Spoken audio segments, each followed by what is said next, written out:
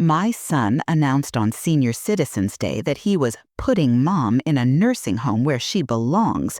What he didn't know was that the house he planned to inherit was never actually his. The deed, worth $4.2 million, was still in my name, and I had other plans for it. The morning of Senior Citizens Day in Sacramento started with an irony so sharp it could cut glass. I was in my kitchen making coffee when my son Michael walked in without knocking, carrying a manila folder thick with paperwork and wearing the kind of serious expression he usually reserved for business meetings. "Mom, we need to talk," he said, setting the folder down on my dining table with a decisive thud. Behind him came his wife Rachel, their teenage daughter Sophia, and their twin boys Nathan and Ethan, both 15 and both glued to their phones as usual. I poured my coffee slowly, adding cream the way I'd done every morning for the past 76 years of my life. "Good morning to you too, Michael. Coffee?" "This isn't a social call," he said, opening the folder and spreading out what looked like brochures and forms. "We're here because it's time to make some adult decisions about your living situation." Rachel positioned herself by the window, her arms crossed, surveying my backyard like she was already planning renovations. The kids had scattered to various corners of the house, Sophia immediately gravitating toward my piano, while the boys explored the basement where my late husband Frank had kept his workshop. "Adult decisions," I repeated, sipping my coffee and studying the glossy pamphlets Michael had laid out. On Senior Citizens Day, no less. "The timing is appropriate," he said, missing the irony entirely. "It's literally a day to focus on seniors and their needs. And Mom, your needs have changed. You're 76 years old, living alone in a 4-bedroom house that's too big, too expensive to maintain, and frankly, too valuable to waste on one person." I set down my coffee cup carefully, the china making a small clink against the saucer that seemed to echo in the sudden silence. "Waste." "You know what I mean," Michael said, though his neck was turning red the way it always did when he knew he'd said something wrong. "This house is sitting here appreciating in value while you're just existing in it. It's not efficient." Rachel finally spoke up from her position by the window. "What Michael is trying to say is that we think you'd be much happier somewhere with people your own age, activities planned for you, medical staff available if you need them." "Somewhere like where?" I asked, though I could see exactly where this conversation was heading. Michael tapped one of the brochures. "Sunset Manor. It's a beautiful facility about 20 minutes from here. Private apartments, 3 meals a day, transportation to doctor appointments, social activities, everything you need." "Everything I need," I said slowly, "except my home." What happened next felt rehearsed, like they'd practiced this conversation multiple times before arriving. Rachel moved to stand behind Michael's chair, her hand resting on his shoulder in a gesture of unified support. The teenagers had all somehow materialized back in the kitchen, forming a semicircle around the table like witnesses to an execution. "Mom," Michael continued, "we've been watching you struggle here for 3 years since Dad died. You barely leave the house anymore. You don't drive at night. Last month you forgot to pay the water bill." "I was late paying the water bill," I corrected, "once in 3 years." "It's a sign," Rachel said gently, as if she were talking to a confused child. "Small things become big things. What happens when you forget to turn off the stove? What happens when you fall down those stairs and no one finds you for days?" Sophia, my 17-year-old granddaughter, finally looked up from her phone. "Grandma, the nursing home has a pool, and they do art classes. You love painting." I looked at her sweet face, so earnest and concerned, and felt my heart crack a little. They weren't being cruel, I realized. They genuinely thought they were helping me.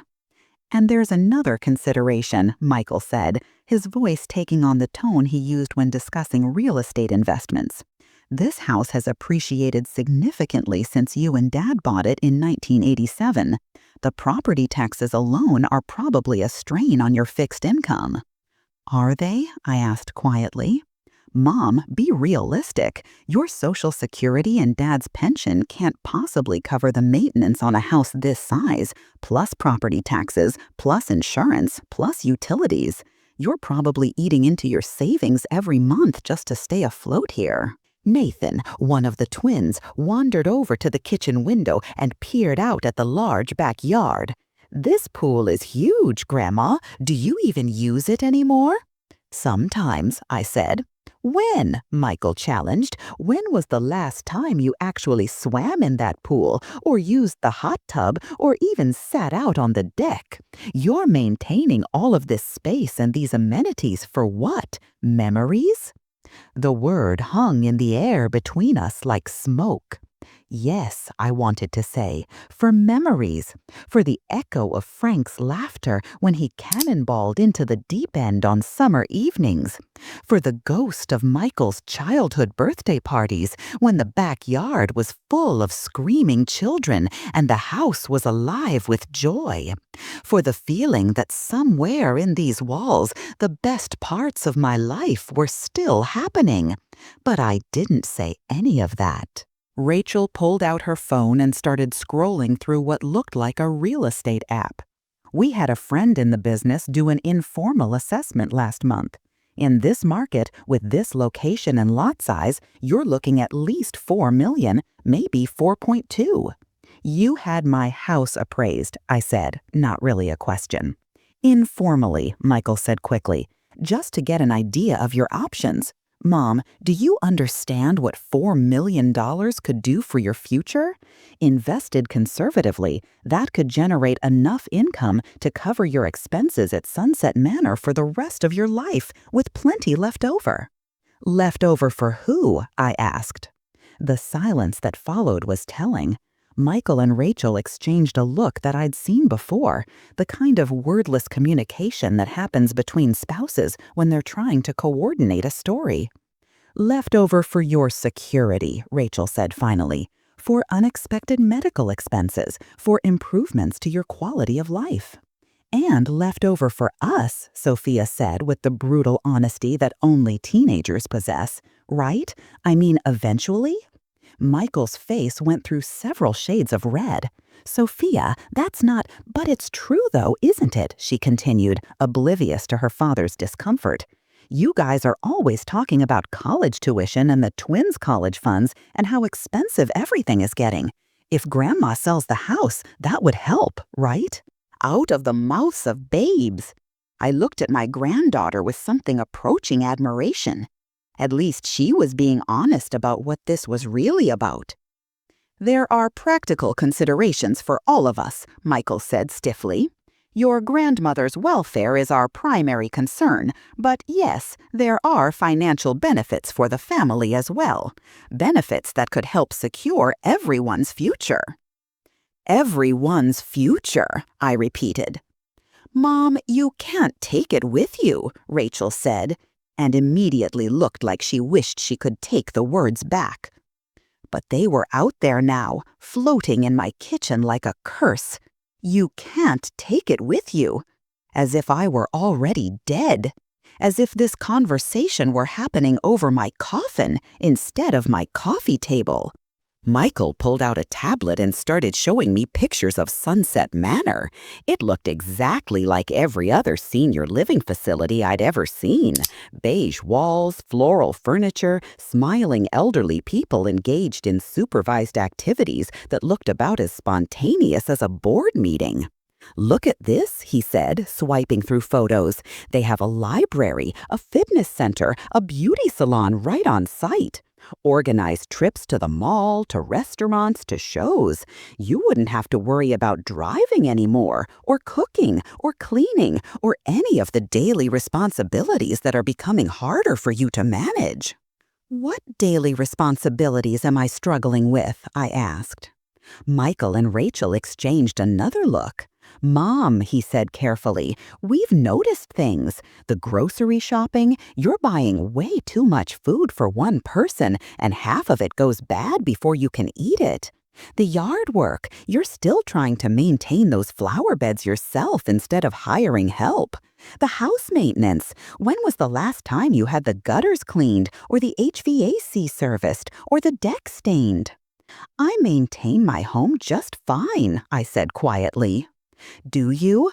Rachel pulled out her phone and started scrolling through photos. Because last month when we came for Sophia's birthday, I noticed the paint peeling on the back porch, weeds growing through the deck boards, and leaves clogged in the gutters. This house needs work, Margaret, expensive work. She was right, and we all knew it. The house did need work. Frank had always handled the maintenance, and since his death 3 years ago, I'd been letting things slide. Not because I couldn't afford to fix them, but because the thought of strangers traipsing through my home, changing things, felt like another small death. And there's the isolation factor, Michael continued. When was the last time you had friends over? When was the last time you went to a social event that wasn't a doctor's appointment? I'm not isolated, I protested, though even as I said it, I could hear how weak it sounded. Mom, you are, he said gently, and that's not healthy at your age. At Sunset Manor, you'd be surrounded by people in similar life situations. You could make friends, join clubs, participate in activities. You could have a social life again. Ethan, the quieter of the twins, spoke up from where he'd been examining Frank's old model train display in the corner. Grandma, do you ever get lonely here by yourself? The question hit me like a physical blow because it was so honest, so innocent, and so impossible to answer without revealing truths I wasn't ready to share. Did I get lonely? Every day. Did I miss Frank so much that sometimes I caught myself setting the table for two? Yes. Did I sometimes go entire days without speaking to another human being? More often than I cared to admit. But lonely and ready to give up my independence were two very different things. What my family didn't know, what they'd never bothered to ask about, was how well I actually understood our finances. Frank hadn't been secretive about money. He'd been careful to teach me everything I needed to know about our investments, our savings, our property holdings. But after his death, Michael had immediately stepped in as my financial advisor, assuming I was too grief-stricken and confused to handle complex decisions. He'd been managing my bank accounts, paying my bills, and making investment decisions for 3 years. What he didn't know was that I'd been keeping my own records, tracking every transaction, and maintaining my own relationship with our financial advisor at the bank. The house was indeed worth approximately $4 million, but what Michael didn't know was that it was also completely paid off and had been since 2010. The property taxes, which he seemed to think were crushing me, amounted to less than $12,000 a year, easily covered by my Social Security and Frank's pension, with plenty left over. What Michael also didn't know was that Frank and I had been much more successful investors than we'd ever let on. The modest portfolio he thought represented our life savings was actually just our fun money account. Our real investments, managed through a private wealth management firm in San Francisco, were worth just over $7 million. I wasn't struggling financially. I wasn't even close to struggling financially. But I'd let Michael believe I was because it seemed to make him feel needed and because I was curious to see how far his concern for my welfare would take him. Apparently, it would take him all the way to Senior Citizens Day intervention. Michael, I said quietly, setting down the Sunset Manor brochure. Before we go any further with this conversation, I need to ask you something. Of course, Mom. What is it? Who do you think owns this house? The question seemed to catch him off guard. What do you mean? I mean exactly what I said. Who owns this house? Michael looked at Rachel, then back at me. Well, you do, technically, but Mom, that's exactly why we're here. You own an asset that's become too much for you to manage. It makes sense to liquidate it while the market is strong and transition to something more appropriate for your needs. Technically, I own it, I repeated. What does that mean exactly? It means, Michael paused, clearly trying to figure out where I was going with this. It means you're the legal owner, but as your family, we have a responsibility to help you make smart decisions about your future. And you think the smart decision is to sell my home and move into institutional care? I think the smart decision is to be realistic about your limitations and your options, he said, his voice taking on a slightly harder edge. Mom, with all due respect, you're not 25 anymore. You can't handle the physical and financial demands of maintaining a property this size. I stood up from the table and walked to the kitchen drawer where Frank and I had always kept our important papers. I pulled out a folder that I'd been keeping updated for exactly this kind of conversation. You're right, I said, returning to the table. I'm not 25 anymore. I'm 76. And in my 76 years, I've learned a few things about property ownership, financial management, and family dynamics. I opened the folder and pulled out the house deed, placing it on the table next to Michael's nursing home brochures. This house was purchased in 1987 for $145,000, I said, my finger tracing the relevant line on the deed. It was purchased jointly by Frank Arthur Morrison and Margaret Rose Morrison. When Frank died in 2021, ownership transferred entirely to me, Margaret Rose Morrison, as the surviving spouse. Michael was staring at the deed like it might bite him. Mom, I know you own the house. That's not the issue. Isn't it? I asked. Because for the past 20 minutes, you've been talking about this house like it's a burden I can't handle, a financial drain I can't afford, and an asset that needs to be liquidated for my own good. But you haven't once asked me if I want to sell it. Of course we want to know what you want, Rachel said quickly, but sometimes what we want and what's best for us are two different things. And sometimes, I said quietly, what's best for us and what's best for our families are two different things. The silence that followed was deafening. I could see the wheels turning in Michael's head as he tried to figure out how to regain control of the conversation. The teenagers were all staring at their phones now, sensing the tension but not understanding its source. Mom, Michael said finally, let's cut to the chase. Can you afford to stay in this house or not? It was a fair question, and I decided to give him a fair answer. The monthly expenses for this house, I said, pulling out another sheet of paper, including property taxes, insurance, utilities, and routine maintenance, average about $3,200 per month. My Social Security payment is $2,100. Frank's pension is $1,800. That gives me a monthly income of $3,900, which means I'm actually cash flow positive by $700 per month just on my fixed income. Michael's eyes narrowed. That doesn't include major repairs, medical expenses, or emergency costs. You're right, I agreed. It doesn't. That's what savings are for. Mom, your savings account has maybe $50,000 in it. That's not enough to cover major home repairs or a serious medical emergency. I looked at my son, my intelligent, successful, well-meaning son, and realized that he genuinely believed what he was saying. He thought he knew everything about my financial situation because he'd been paying my bills from one checking account for 3 years. Michael, I said gently, that checking account you've been managing for me is what Frank and I used to call our grocery money. It's not my savings account. It's not even close to my savings account. The color drained from his face. What do you mean? I pulled out another folder from the drawer and set it on the table. This one contained statements from our investment accounts, life insurance policies, and a summary of assets that Frank had prepared before his death. I mean that Frank and I were much better at managing money than we ever let on, I said. We lived modestly because we wanted to, not because we had to. We invested wisely because we could, not because we were desperate. And we saved consistently because we understood the value of financial independence. Michael opened the folder with shaking hands and stared at the numbers on the statements.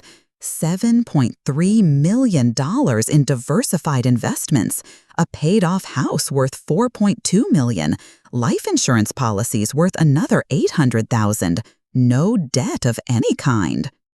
Jesus Christ, he whispered. Language, I said, automatically, the way I had when he was 7 and had heard a bad word on television.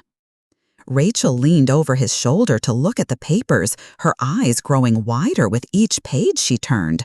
Margaret, these numbers, are these real? They're real, I confirmed. Frank was an excellent investor, and we both believed in living below our means and saving for the future, our future and our family's future. The atmosphere in the kitchen had shifted completely. What had started as an intervention about my supposed inability to care for myself had become a revelation about wealth that none of them had imagined. The teenagers were now paying attention, phones forgotten, sensing that something significant was happening. So, I said, gathering up the nursing home brochures and stacking them neatly, let's revisit this conversation about what's best for my future. Michael was still staring at the investment statements. Mom, I had no idea. Why didn't you tell me? Why have you been letting me think you were struggling financially? Because you never asked, I said simply. You assumed I was helpless, and you jumped in to help without finding out whether I actually needed help. For 3 years, you've been managing money I didn't need managed, making decisions I didn't need made, and solving problems I didn't actually have. But the bills, Rachel protested, the maintenance issues, the isolation. The bills get paid every month on time automatically, I said. The maintenance issues are things I choose not to prioritize, not things I can't afford to fix. And the isolation, well, that's something I'm working on. Sophia spoke up hesitantly. So you don't want to move to the nursing home? I don't want to move anywhere, I said firmly. I want to live in the house I've called home for 37 years, surrounded by the memories I've built with your grandfather, for as long as I'm able to do so safely and independently. But what about when you can't? Michael asked. What about when you do need help? Then I'll ask for it, I said, from professionals I hire or from family members who offer it freely, not from people who think they know what's best for me without asking what I actually want. The room fell silent again. I could see Michael processing this new information, trying to reconcile the helpless widow he thought he'd been caring for with the financially independent woman sitting across from him. There's something else, I said, reaching for one more paper from the folder. Something you should know about the future of this house. I pulled out a document that had been drafted 6 months ago, after I'd started noticing the frequency of Michael's hints about my living situation and his comments about the house being wasted on one person. I've been thinking a lot about legacy lately, I said, about what I want to leave behind and how I want to be remembered. And I've made some decisions. Michael leaned forward eagerly, probably thinking this was the moment when I'd announce my plans to leave everything to him and his family. I've decided to donate this house to the Sacramento Senior Center, I said quietly. When I die, it will be converted into affordable housing for seniors who genuinely need help with independent living. Seniors who want to stay in their own community but can't afford the kind of care that places like Sunset Manor provide. The silence that followed was absolute. Even the teenagers looked up from their phones. What? Michael said finally. I'm giving the house away, I said, to people who will actually need it, people who won't see it as a burden to be managed or an asset to be liquidated, but as a home to be treasured. But what about us? Rachel protested. What about the kids' college funds and retirement and what about them? I asked. Michael, you make 6 figures a year in tech sales. Rachel, you're a nurse practitioner. You live in a beautiful home in a great neighborhood. Your children are healthy, intelligent, and have access to opportunities I could never have imagined at their age. What exactly do you need my money for? It's not about need, Michael said desperately. It's about family legacy, about passing wealth down to the next generation. The wealth is being passed down, I said calmly, to seniors who need housing, to people who've worked their whole lives and still can't afford dignity in their old age, to individuals who won't have family members trying to convince them they're incompetent so they can access their assets. I stood up and began gathering the papers back into their folders. Unless, of course, you'd like to reconsider your position on my competency to make my own decisions about my living situation. Michael's mouth opened and closed several times without any sound coming out. Rachel looked like she was about to cry. The teenagers were staring at me with something that might have been respect. "Grandma," Nathan said finally, "that's actually pretty badass." "Language," I said again, but I was smiling.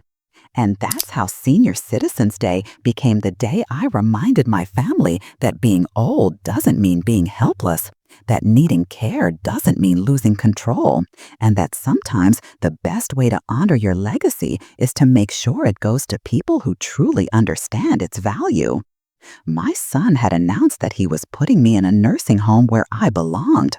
What he discovered was that I belonged exactly where I was, surrounded by the life I'd built and the choices I was still perfectly capable of making. The deed worth $4.2 million was still in my name, and I had plans for it that had nothing to do with making anyone else's life easier at the expense of my own dignity.